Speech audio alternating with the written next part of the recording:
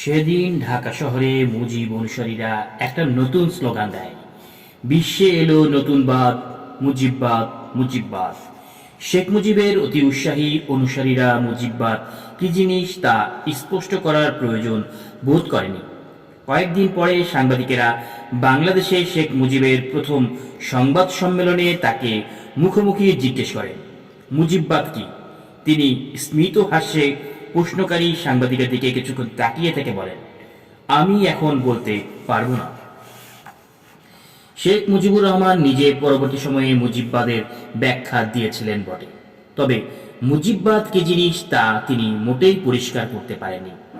মুজিববাদ ব্যাখ্যা করতে গিয়ে তিনি বলেছিলেন, যদি মুজিববাদকে একটি আদর্শ হিসেবে বিবেচনা করা হয় তা ব্যাখ্যা করা উচিত দার্শনিকদের। তবে আমি মুজিববাদ বলতে নিজে কি বুঝেছি সেটা বলতে পারি। প্রথমত, আমি বিশ্বাস করি গণতন্ত্রে জনগণের সার্বভৌম ইচ্ছার বিজয়ে, চিন্তায়, স্বাধীনতায়, কথা বলার অধিকারে যা কিছু মানব জীবনকে মহীয়ান করে তোলে। গণতন্ত্রের প্রতি বিশ্বাসের পাশাপাশি আমি এটাও মনে করি গণতন্ত্রের বিকাশের জন্য সমাজে যে শর্ত উপস্থিত থাকবে তা হচ্ছে সমাজকে শোষণ থেকে মুক্ত থাকতে হবে।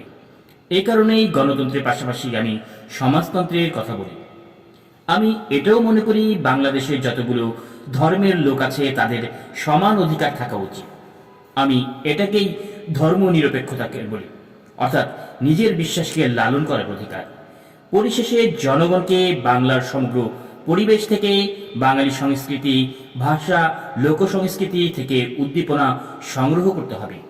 এই উদ্দীপনার জন্য বাঙালিরা সোনার বাংলা গড়ার স্বার্থে একসঙ্গে কাজে সামিল হবে। আমি এটাকেই জাতীয়তাবাদ বলে বুঝি।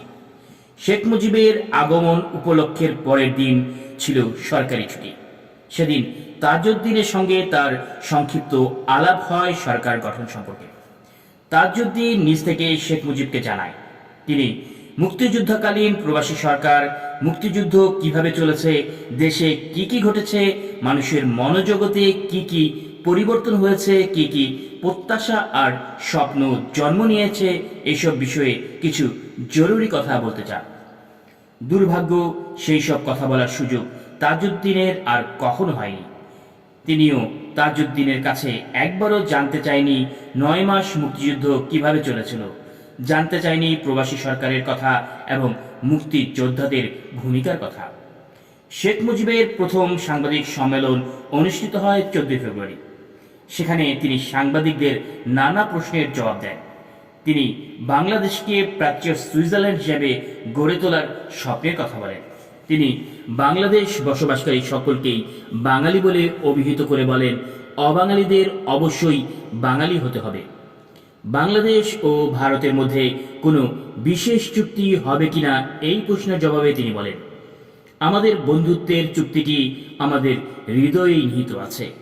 এখানেই ঘোষণা দেন তিনি আর আওয়ামী লীগের সভাপতি থাকবেন না, যদিও এই প্রতিশ্রুতি তিনি পরে আর রক্ষা করেননি।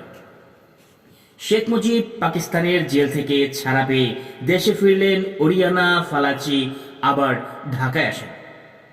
এর মধ্যেই আউটার স্টেডিয়ামে কাদের সিদ্দিকীর বেয়োনেট চার্জ করে কয়েকজনকে হত্যা সংবাদ আন্তর্জাতিক মাধ্যমে ছাপিয়েছেন ওরিয়ানা। পরপর 2 দিন শেখ মুজিবের সাক্ষাৎকার নেন তিনি। সাক্ষাৎকার সহ ওরিয়ানার কয়েক পাতার দীর্ঘ প্রতিবেদন ছাপা হয় 24 ফেব্রুয়ারি 1972 ইটালিয়ান পত্রিকা ল ইউরোপীয়তে। ফালাচি শেখ মুজিবকে তুলনা করেছেন দ্বিতীয় বিশ্বযুদ্ধকালে ইতালির গণধিকৃত স্বৈরাচারী শাসক মুসলিনির সঙ্গে। তাকে মিথ্যাবাদী বলেছেন, অহংকারী বলেছেন, এমনকি উন্মাদ পর্যন্ত বলতে দ্বিধা করেননি। 26 মার্চ তিনি নিহত না হয়ে গ্রেপ্তার কেন হলেন তার ব্যাখ্যা জানতে চেয়ে ওরিয়ানা সন্দেহ প্রকাশ করেছেন ভুট্টোর সঙ্গে তার হয়তো কোনো গোপন আঘাত ছিল। ওরিয়ানার প্রতিবেদন পড়ে মনে হয় শেখ মুজিব অত্যন্ত অসহিষ্ণু, ক্ষমতাদর্পী ও বদমেজাজের মানুষ ছিলেন। শেখ মুজিবের এক ভাগ্নে শমশের ওয়াদুদকে সাক্ষী দাঁড় করিয়ে ওরিয়ানা বলেছেন, ক্ষমতার লোভে লোকটা পাগল হয়ে গেছে। ওরিয়ানা লিখেছেন, এই রিপোর্টের কারণে মুক্তিবাহিনীর ক্রোধ এড়িয়ে বাংলাদেশ থেকে পালিয়ে যেতে বাধ্য হয়েছিলেন তিনি। বিমানে নিরাপদে পালিয়ে যেতে 5 জন অস্ট্রেলীয় ও 2 জন ভারতীয় তাকে সাহায্য করেছিল। পরবর্তী সময়ে প্রকাশিত মুজিবের আরেকটি সাক্ষাৎকারে ওরিয়ানা শেখ মুজিবকে উদ্ধত ও তার দেখা সবচেয়ে মূঢ় মানুষ হিসেবে তুলে ধরেছেন।